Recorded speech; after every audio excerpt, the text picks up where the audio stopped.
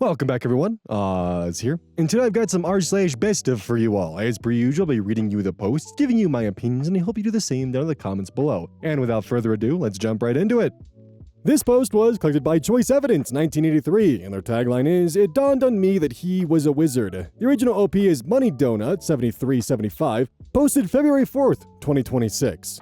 Mother-in-law is inviting people we don't know to our wedding. She won't uninvite them because that's embarrassing. Sorry for the length, but I wanted to make sure people have enough information. My fiance and I, male and female, both mid-20s, got engaged January 2025 and plan on getting married spring of 2026. Very soon. Wedding planning has been a nightmare. It seems like everyone has an expectation for how the wedding/wedding planning is supposed to be. For context, I'm paying for 75% of the wedding, and the parents are covering the remaining 25%. Although they like to act like they're paying for everything. I was able to call out my parents for their behavior and draw boundaries, but with his parents, particularly mother-in-law, they have been very difficult, even the small stuff. Some examples. Fiance and I toured venues alone. His parents were very upset they didn't get to see the venue beforehand. Like, really upset. I ended up scheduling a second tour so both our parents can see it. Simple fix. I mentioned how I wanted to do wax seals on our invites and had already bought the supplies. But mother-in-law was adamant I use different supplies and do the seals how she liked them. I talked about the tentative timeline. The wedding will run from 3:30 to 9:30 p.m. Everyone has to be off the property by 10 p.m. because of the noise ordinances. It's outdoors. Mother-in-law was disappointed. Apparently 6 hours was just not enough time. Mother-in-law bought my fiancé lotion, body wash, and a candle from Bath & Body Works. It's part of a wedding collection they had. She requires my fiancé use the products the day of the wedding. "It will be a moment," she said. The biggest fight so far, the church. We were both raised Catholic and chose not to get married in the church. My family doesn't care. Lots of us have moved away from the faith anyways. His family? Tears. Pleading. Begging. "Please pray about it. God will still love you, but wouldn't it be great to have God's blessing?" My mother, who is a Pentecostal pastor, will be officiating. Now, on to the guest list. We both come from large families. That would put us at a guest list of 100 people for just the core group. Parents, siblings, grandparents, aunts, uncles, cousins, and in friends and selective plus ones, we get to around 150 people. That's plenty of people. My parents asked if they could invite some of their friends. Nope, not happening. We are full. They were a little mad, but didn't push the subject further. But then there's his parents. Unbeknownst to my fiancé or me, mother-in-law forwarded our save the date to several members of her extended family that we do not know. We only found out this past November. She asked to see the guest list during Thanksgiving to make sure everyone that needs to be invited is invited. Immediate red flag. We told her who was invited, and then she began listing names we never heard of. We were confused and said, "They're not invited." She's visibly upset and starts arguing with fiancé, says that these are the most important people to her, and she already invited them. He tells her it's not her place to invite people to our wedding. I stay out of it, but my face speaks for me. They go back and forth for a while, but it got nowhere. I signaled to my fiancé to let it go, and we can talk about it later. We left the conversation telling mother-in-law we'll talk about it after Thanksgiving. Well, we never talked about it. Fiancé tried to make a game plan with his dad, thinking if he can be on our side, it would make talking to his mom much easier. But they are both non-confrontational and wanted to ignore the entire situation. I guess mother-in-law was crying to father-in-law about the guest list for a while. It was eating her alive. Father-in-law got annoyed and fed up, texted fiancé to invite the additional people. Fiancé said no, but they won't let it go. I let fiancé know he should continue to handle it since it's his parents, but the second his parents involve me, I will handle it. He doesn't want that to happen. 3 days ago, it happened. She involved me. Mother-in-law texted fiancé and me in a group chat. Starts off strong. I have thought about the people in my life that really mattered to me that I would like to be invited to your wedding. To put it short, she pulls the dead parents card.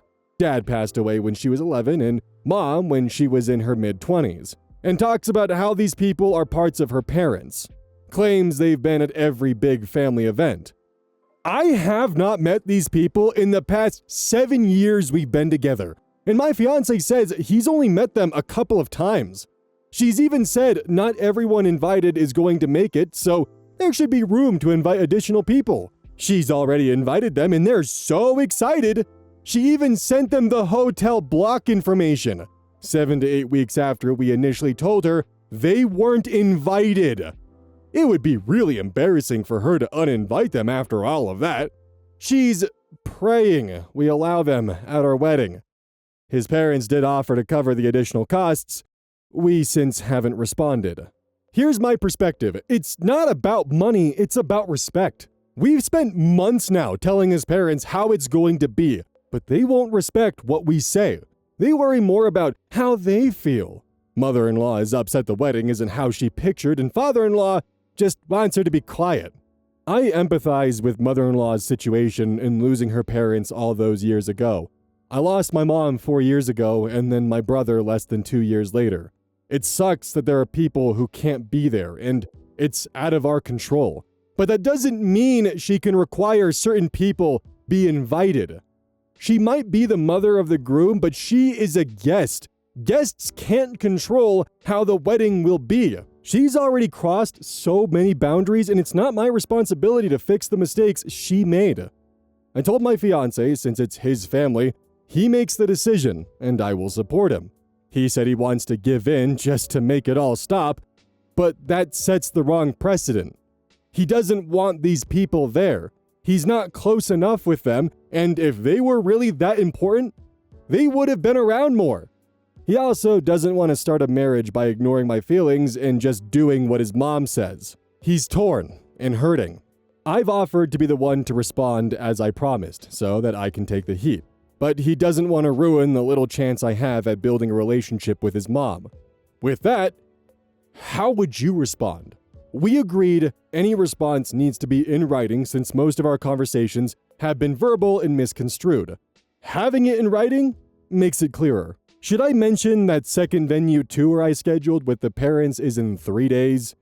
Thanks in advance for whatever advice you can give. Relevant comments. Commenter 1. You should only allow mother-in-law to invite her people if your folks can also do the same. But honestly, do you really want people you don't even know at your wedding? I caved to my mother-in-law for my wedding, and I still regret it. I've been married for 30 years, by the way. Opie responds, funny enough, she says the same thing about her wedding. Complains about how many friends and additional family each of their parents invited. She said it was overwhelming.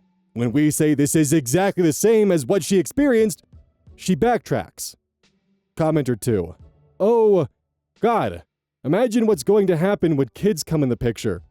Opie responds, don't even get me started on the kid convo. Did you know the entire point of marriage is to have children? No other reasons. Commenter 3. Your fiancé needs to take his balls back from his mother, who apparently keeps them in her purse. Yes, you can put it to bed, but is that the life you want? He doesn't like confrontation. Okay, and adults have to do lots of things we don't like without pushing our responsibilities off on others. Imagine how she will be if you have kids. Do you always want to be the enforcer? Do you always want to have to deal with the drama because your husband doesn't like to? That isn't fair to you. He needs to put his foot down and end the nonsense. Yes, you could do it. But guess what? So can he.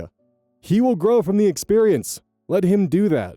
Opie responds, he's gotten much better about sticking up for himself, but certainly it's not been perfect. He struggles to have difficult conversations, especially because his parents don't argue with reason, just emotion. The idea of me being the enforcer has more to do with the fact that they can't argue with me the way they argue with him. They don't speak to us the same way. They'll keep pushing him and never listen. They're usually pretty quiet once I get involved. It's a weird dynamic. Commenter 4. I don't understand why brides allow anyone to dictate their wedding choices. For the love of Zeus, learn to say the word no and mean it. Use the wax seal if you want it. Tell her she will uninvite her unapproved guests or they will be turned away at the door by security you're hiring. And then do just that. You are getting married. So presumably, you are adults. Start acting like it. OP responds, the problem is they don't understand the meaning of no. It's not in their dictionary. We've said it multiple times, but it just doesn't click. Wax seals? Yeah, I appeased her for the time and then went home and made the invites how I wanted them. The candle lotion stuff? We've already burnt the candle. Nice said. We'll just happen to forget the other things at home the day of the wedding. Oops.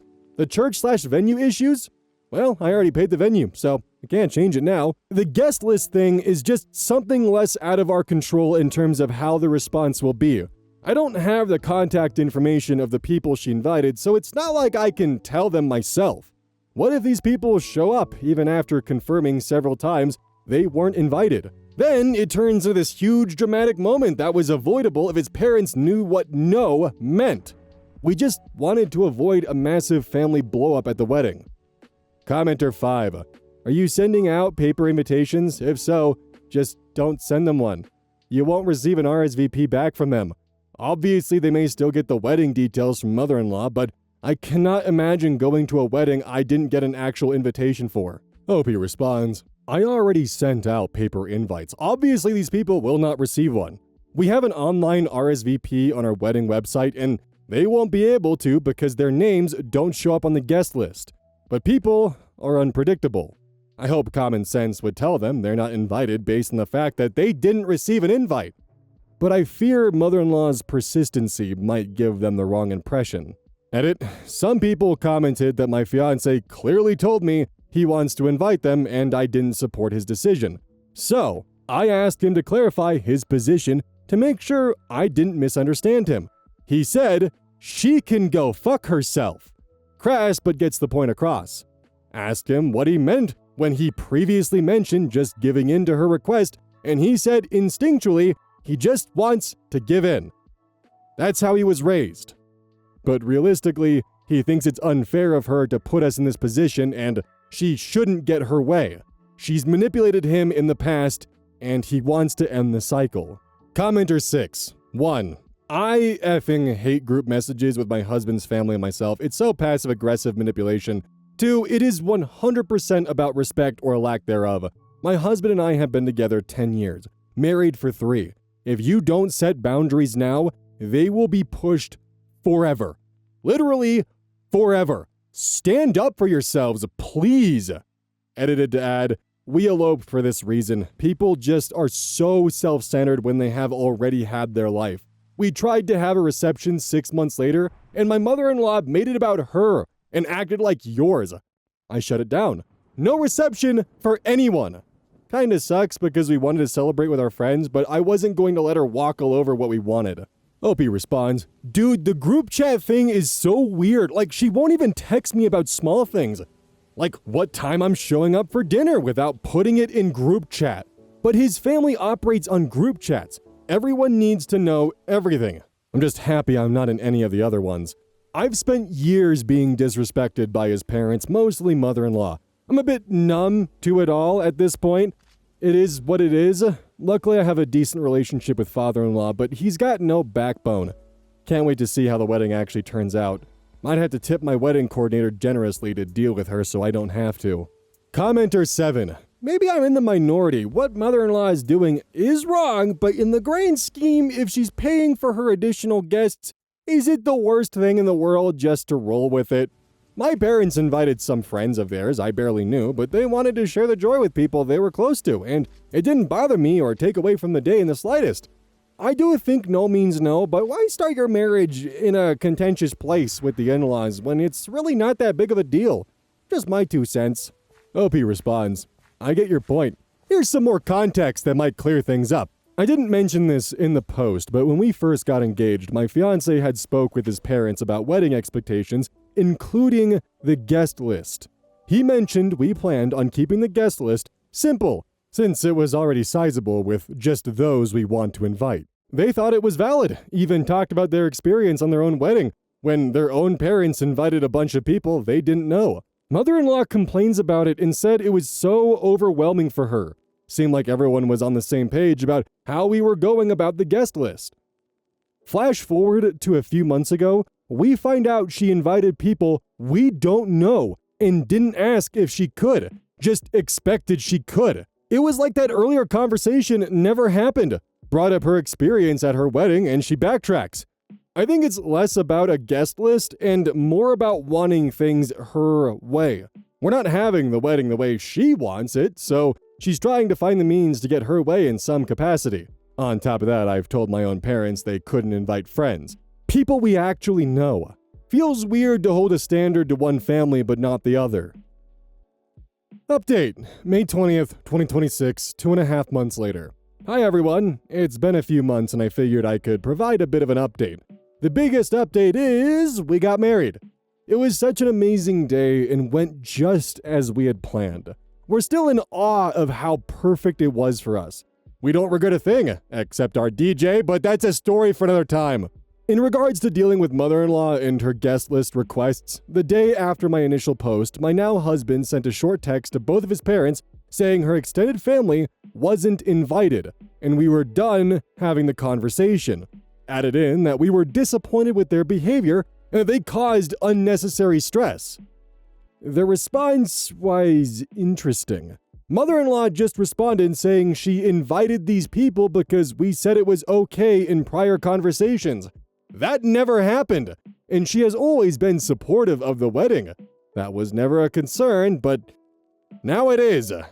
There were no apologies, but we weren't expecting any. She also never said she would uninvite her guests, but we can confirm they did not come to the wedding. His dad even made a comment about how selective the guest list was in the speech. Tried to make it sound like everyone there should feel special they got an invite. Such a classy guy. Response to common comments. How many people did she invite? We actually don't know. She was vague and told people different things. The text does made it seem like she sent an open invite to her extended family and their families. How many people that includes is a mystery. Higher security. This was a big consideration and I had looked into it. Cost-wise, we just couldn't do it. Luckily, we had some large, scary friends and family that could act as security in any given situation. Since we had no issues, there was no need for them. We're very happy it all worked out in the end. Just say no and have the wedding you want. That was always going to happen, and it did. The amount of things people wanted from us in our wedding was crazy. No was commonly heard from us. We had control over every single detail. In this instance, I was more concerned with people I didn't know showing up to the wedding because it was something we couldn't control, especially since we had no way of getting in contact with them, nor did we know how many people she invited. That's why I asked for advice.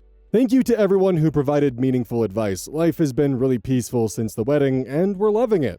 For those currently planning a wedding, take your time, enjoy the moments, and do it your way. If you're worried about something going wrong, my mantra was, fuck it. Let me tell you, it helped a lot. So, while I'm very happy this went the way that OP needed it to go and mother-in-law backed down, commenter 7, I want to have some words with you, buddy. Boiled down to basically, no means no, but you should just do it anyways. Like other commenters pointed out, all that does is set the precedent in the future that you guys will bend and break to any kind of pressure mother-in-law gives. It's starting out the rest of your lives together with a concession to your mother-in-law that she gets what she wants. But by saying no and standing firm, not only does she hear it from her son directly that he is no longer under her thumb, but the son finally confronted the mother-in-law, finally stood up to her. So good on him for doing that. That actually takes a lot of courage to finally stand up and break the cycle. Like both him and his father have spent their entire lives pretty much bending to her whims, and well, the son finally actually managed to escape that. And now he's going to live his own life, and the mother knows that he will say no.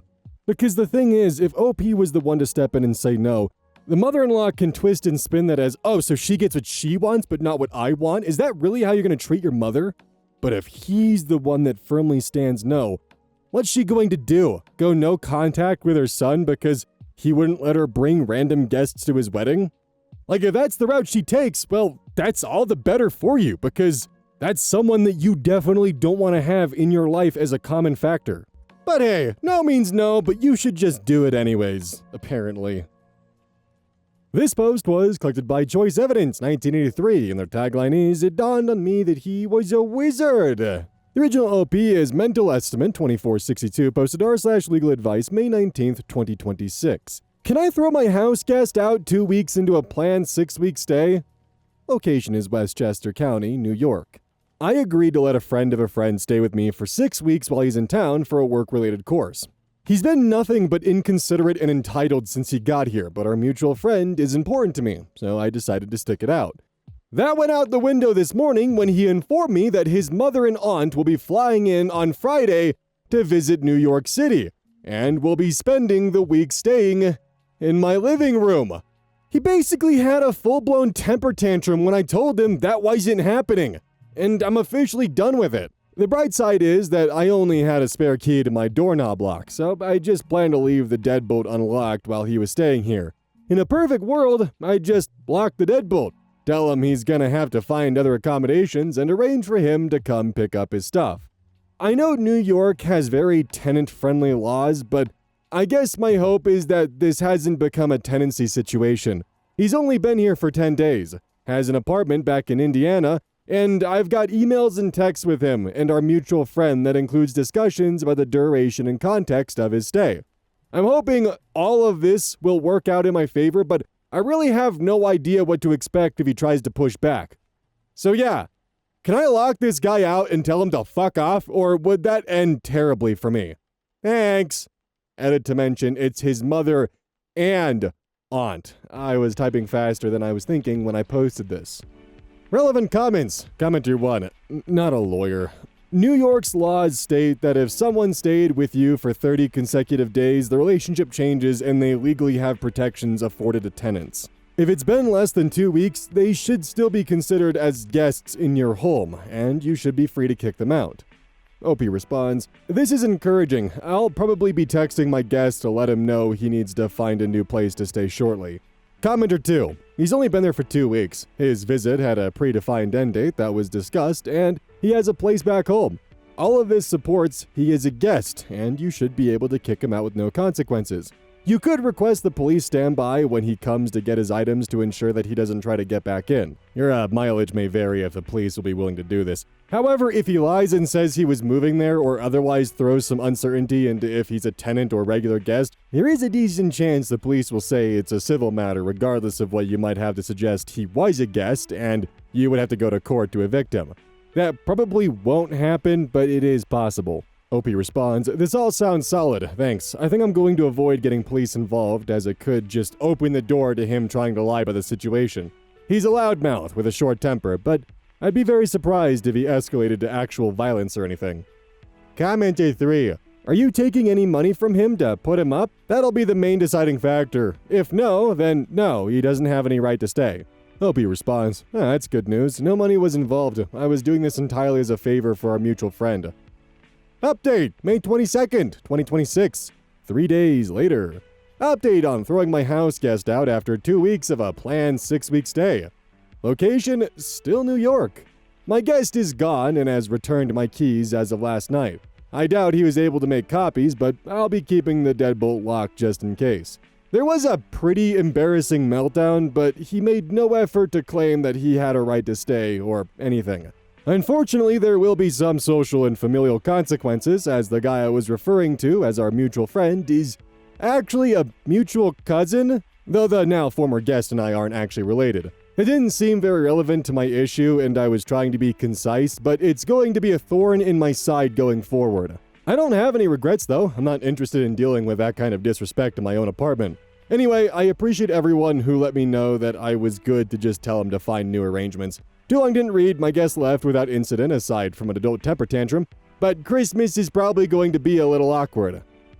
I mean, if anyone asks, just tell them, yeah, he was being extremely rude to me in my own apartment, and then he started inviting his family members to come visit without even consulting me, and just acted like it was an expectation. So yeah, I wasn't gonna tolerate that level of disrespect. Because then they have two options to answer. Oh, that makes sense, that's unfortunate, or, well, you really should be helping family out. And if they pull the, well, you really should be helping family out, Ask them if they'd be fine with you inviting yourself to their place because, after all, you're family. Why are they saying no? We're family, after all. Come on, family's supposed to help each other out. Why aren't you letting me crash on your couch unannounced and uninvited? The fuck, man? Also, while I'm there, I plan on inviting more people too. I mean, we're family, it's fine, right? Like, I'm sure they won't be happy with you using that kind of logic, but the thing is that's exactly what he did, and if they're not willing to understand that that's a problem, then that's on them. I would like to hope that in a civilized society, people would understand very quickly that someone inviting people to your home without consulting you and then getting mad about you saying no is usually not an okay reaction and completely understandable for you to kick him out. Like, you offered to give him accommodations for free for 6 weeks, and he's upset that you wouldn't further your hospitality to 2 more people without consulting you first. My guess would be the reason why they were so upset was because they had already purchased the plane tickets and didn't make any accommodations beyond that and just assumed it'd be fine. So now, instead of the only expense being, maybe the occasional taxi cab, dinners, and all that kind of stuff, and the plane tickets, now it's also hotels while they're at it too. Honestly, at this point in time, whenever I have someone visit my home, I'm just gonna serve them an eviction notice on day 1. They're gonna know exactly what's going on and what's up then. Yeah, that'll work. Hey, how come no one wants to visit me anymore? This post was collected by Direct Caterpillar 77, and their tagline is, "Satan is not a pogo stick." The original OP is Candy X Crusher 89, posted to r/Am I the Asshole Relationships as well as OP's own page, February 10th, 2026. Would I be the asshole if I broke up with my boyfriend because his friends got him a me-shaped piñata? I, 22 female, and my boyfriend, Matt, 22 male, have been together for a year and 8 months. Matt and I go to different universities in neighboring cities. About a 45-minute drive. Matt is in a fraternity, important for later. It was Matt's birthday on Friday, and he and I went out to dinner to celebrate. After dinner, I went back to my university since I live on campus. The next evening, I was on Instagram and clicked on one of our mutual friends' private story, and I saw Matt and a bunch of his friends hitting and stomping on a piñata. By clicking through more of the stories, I figured it must have been a surprise party for Matt, since he told me his only birthday plans were dinner with me. On the last slide of the Instagram story, I got a close-up of the piñata, and it looked exactly like me. From the hair color to the skin color, even down to my septum piercing. There was no doubt that it was me. I was really confused and I screen recorded the stories, then I messaged the friend who posted the story. I asked her if that was me as the piñata, and she left me on red and removed me from the close friend story. This just confirmed my suspicions. The next day I texted him and asked how his party went, and he acted confused and said he never had a party. I was confused as to why he was lying to me. I told him I saw it on mutual friend's private story. And then he completely stopped answering. An hour later, he answered and said, "Yeah, the guys threw me a surprise party. It's a frat tradition not to talk about it though." That's when I asked him about the me-shaped piñata, and I sent him the video of him and his friends destroying it. He told me that it was not me, it was just a random piñata the guys found. I told him to stop lying to me and that it was obviously me. I told him how hurt I was that he would allow his friends to do something like that, and all he could answer was that they would kick him out of the frat if he didn't accept it. I also brought up how if his frat had thrown him a surprise party, why wasn't I invited? I was only like 45 minutes away. I knew it wasn't because it was only guys, because the mutual friend who had posted on the story was a girl who goes to his university. And I saw in the story, there were multiple girls there. He stopped answering me and hasn't since. It's been a day with no contact. I'm honestly considering breaking up with him over this. I've caught him in lies before, but this is just too much. The video of him and his friends stomping the piñata was just so disturbing. And to find out that my face was on it. We're planning on moving in together after graduating, but honestly, I don't know anymore. Would I be the asshole if I broke up with him over this? Top comments. Use your Tushi Magushi comments. Why would you stay with him? He has lied before and is lying now. You are so young. Go live a life without someone who doesn't seem to value you. Use your cold rhymes comments. The lies plus the genuinely disturbing imagery means this isn't about the piñata. It's about who he is. Time to go. Strategy double 4177. Oh, fuck no. Dump him. If his friends have a tradition of beating and stomping on effigies of their girlfriends, then the whole group is garbage. Plus he lied. And he's lied before? Ma'am, your man is a woman-hating loser. Trust me, there are better men out there. User Marcelli Pearl comments, I even bother talking to him. Just ghost him. He beat a freaking pinata of you with his friends for fun. He doesn't even like you. One of those girls at his surprise party is his real girlfriend. Oh, and it was only a surprise to you. He deserves no more of your time. Update, February 14th, 2026, 4 days later. Hi everyone, thank you for all the comments and messages. I've read each and every one of them and I'm truly grateful for all the advice. Update, so Matt texted me back after a full day of incognito. He finally admitted that yes, the piñata was supposed to be me. He said it's just a joke and it was meant to be funny. I told him how disrespectful and disturbing that was. I ended up breaking up with him and told him I wasn't going to stay with a man-child who was going to disrespect me for the fun of him and his friends. He completely lost it and begged me to stay. He was apologizing and saying he didn't want to lose me and blah blah blah. After I made it clear I wasn't going to take him back, he literally sent me a video of him making out with a mutual friend. I don't know what the point of that was, maybe just a final fuck you, but I honestly couldn't care at that point. I now realize how immature he was. I just blocked him. So yes, most of you are right, he was cheating on me. I'm thankful that I didn't move in with this jerk and I saw him for what he really was, an immature man-child. And yes, I will be sending the video to the university, though I doubt they will do anything. But yes, this is the update, and thanks again for all the support and kind words. They truly mean so much. I wonder if the mutual friend added her to the story on purpose as a way to get them to break up so she could have the frat boy all to herself. Why would you want that though? Either way, I think OP dodged a bullet because if your boyfriend violently destroys a piñata that looks just like you with all his friends and he is keeping it a secret from you and it was a secret party that he lied about its existence of, yeah, that's pretty fucking sketch and makes me uncomfortable. How would you feel if you found a video of your significant other at a secret party that you weren't invited to and they are just violently attacking an effigy of you? Even if there wasn't the cherry on top of him sending a video of him making out with a girl as if that's gonna somehow win her over or prove her wrong or own her somehow. You just admitted that you're just a fucking sheep, dude. Well, I gotta do what the frat bros say. They made me do it. You don't get it. I had to. He's made his bed in probably about 2 or 3 years when his frontal lobe decides to connect like a Bluetooth device it struggles to pair. He'll realize what's going on, and he'll start to regret his actions. Maybe he'll just double and triple down. Either way, OP 100% dodged a bullet. Better she find out now that he's an immature child than finding out when they're actively building a future together. This post was collected by Direct Caterpillar 77, and their tagline is, "Saying is not a pogo stick." The original OP is Throw RA Parody Twin 9, posted to r/relationship advice, June 19th, 2025. I, 31 female, had a conversation with my boyfriend, 31 male, and the rose-tinted glasses came off. How can I navigate this?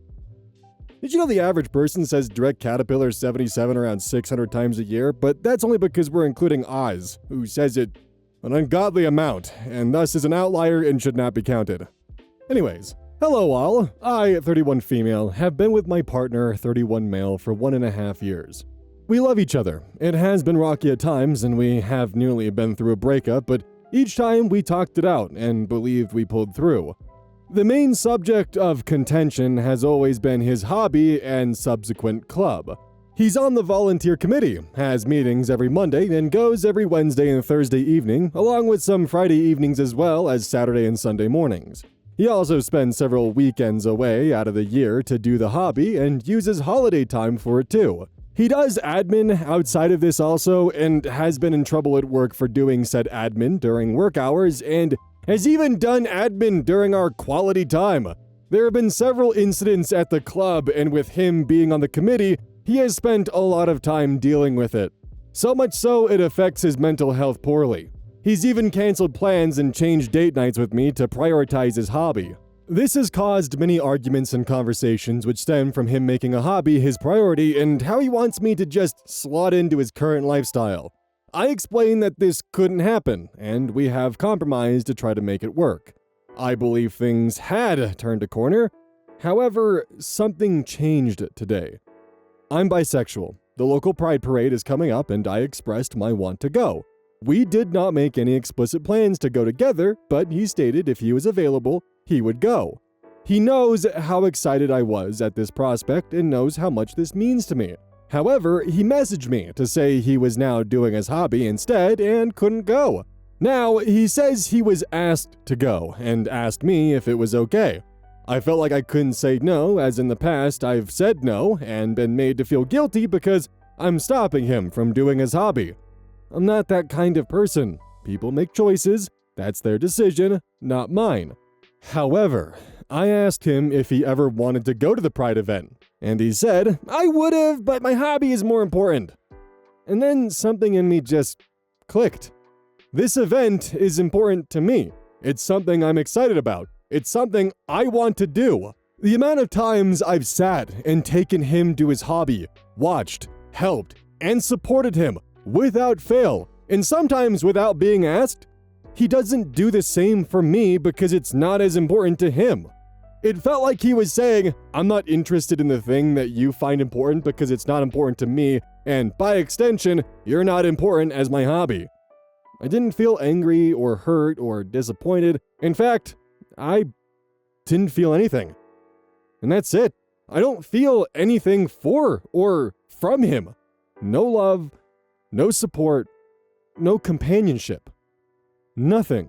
All the times I'd given up my time, wants, and needs to support him, and yet here I am with something very important to me and nothing. I felt nothing. The option was there. There was a choice, but I'm conflicted. I love him. We've navigated things before. How can I navigate this further? What advice would you give someone? Any advice, strangers of Reddit? Would be appreciated. Top comments. Moose planer. So do you think that it's a moose that knows how to use a wood planer, or is it a wood planer built for mooses? That's a real question right there. Sounds like it's not about pride at all. Some people want a girlfriend, but not a relationship. Some people are so afraid of being single, they want a girlfriend simply for the sake of not being single. But they don't want a relationship because that requires work. You want a relationship. He wants a girlfriend. You're an accessory to his life, not a priority. Accessories can be easily replaced. Relationships cannot. I guess this incident finally brought things into focus, but any improvement would require an effort on his part, and he's made it clear that ain't happening.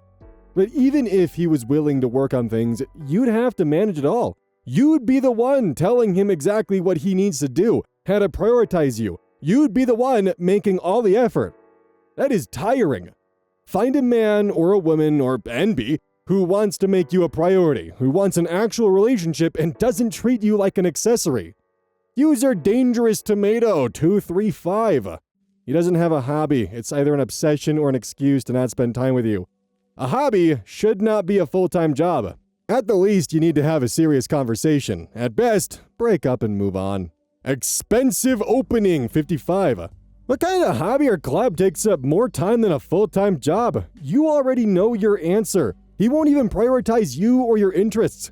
Unless you constantly want to take a backseat to his needs and be left alone to pursue your interests, break up. Find someone who will support you 100% and make you a priority. OP updated the post the next day. Edited update. Thank you all for the comments. I'm reading through each one as we speak.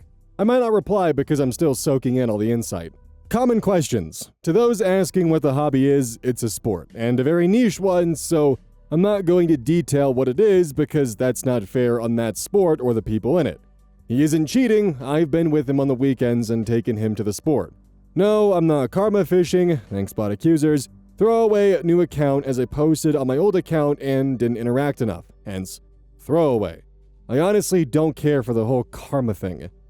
I'm still seeing him tonight and we'll show him this post. OP updated June 29th, 2025, 9 days later on the same post. Updating here as I haven't the freaking foggiest how to do updates. Sorry for not responding to everyone in the comments. I got overwhelmed, honestly. We broke up. Reading your responses and information and questions was super helpful and gave me the slap I needed to get my arson gear and leave. Just going through the motions as you do. We're no longer together. The hobby is sailing. Fuck sailing. All the damn time. I'm gonna focus on me and go back to being a single bisexual goddess and enjoy Pride Month with people who give a shit. I wasn't expecting sailing, but I'm not surprised it's sailing. The comment about how he was looking for a girlfriend and not a relationship is probably the most on-point comment on this post, because that's what it was. So shout out to Moose Planer for that one. But Moose Planer's right. He was looking for an accessory to have, to kind of be able to brag to all his sailing buddies about how great his girlfriend is. Oh, look at all this kind of stuff, and not actually really giving a damn about the girlfriend's interests outside of that. A relationship is a two-way street. He was looking for a one-way street that had bragging rights. And unfortunately, it took OP being ignored and neglected for something important to them for her to realize that, yeah, that's all he really cares about, is just sailing, taking time off work to do sailing, and taking time off from his girlfriend to do sailing, and sailing. Welcome to the outro. Apparently my keyboard battery is low and I have to charge it. Okay, well anyways, this episode is brought to you by GamerSupps. Use code OZ at checkout. Every purchase made supports the channel directly. Plus, by the way, if you're afraid of committing to purchasing a flavor tub and aren't sure if you're going to enjoy the flavors or not, you can always get yourself a free sample. It's like free shipping. You don't have to give them any information except for your address, but it's a one-time deal. So you give them that, and then they give you the samples, and then you find out if you like their flavor profiles or not, and then bada bing, you know if you'll actually enjoy the product. And then, as I'm finding out recently, you can actually subscribe to have like a delivery repeat, so that way you'll just get the order, and you won't have to worry about like running out. It'll just show up at your doorstep. That is a new thing that I just found out because in my little GamerSupps portal, I'm seeing a few of you have set up subscriptions, that's new to me. So, hey,